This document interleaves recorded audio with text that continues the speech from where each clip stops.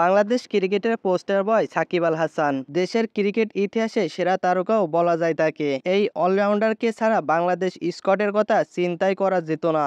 সময়ের ব্যবধানে সেই সাকিবের জায়গায় এখন নড়বড়ে। ব্যাটে বলে যে সাকিবকে বাংলাদেশ এতদিন চিনত, সেই সাকিবের এখন দেখা মিলছে না। ভারতের বিপক্ষে চেন্নাই টেস্টে কোনো উইকেট পাননি সাকিব, অথচ আগে দলের ট্রাম্প কার্ড ছিলেন তিনি। সেই টেস্টে ব্যাট হাতে মাত্র ৫৭ রান করেছেন সাকিব আল হাসান। ম্যাচ শেষে সংবাদ সম্মেলনে অধিনায়ক নাজমুল হোসেন শান্তকে সাকিব প্রসঙ্গে একটি প্রশ্ন করা হয়। ওই সাংবাদিক জানতে চান, আমরা সবাই দেখতে পাচ্ছি সাকিব সবকিছুতেই সংগ্রাম করছে, এমন একজন ক্রিকেটারকে দলে রাখা অধিনায়ক হিসেবে আপনার জন্য কঠিন হয় কিনা। এই প্রশ্নের জবাবে শান্ত বলেছেন, খুব সাহসী প্রশ্ন, মাশাআল্লাহ। শান্ত এরপর বলেছেন, আমি যেটা বলতাম, অধিনায়ক হিসেবে আমি যেটা দেখি, শুধু সাকিব ভাই বলে বলছি না, আমি দেখি যে যতটুকু কষ্ট করছে এবং কামব্যাক করার জন্য যা যা দরকার সেগুলো কাজ করছে তিনি, এই জিনিসগুলো আমি খেয়াল রাখি। শান্ত আরো বলেছেন, আমি চেষ্টা করি ওই ক্রিকেটার দলকে দেওয়ার জন্য কতটুকু প্রস্তুত। অনেকে ভাবতে পারে সাকিব ভাই দেখে আমি বলছি,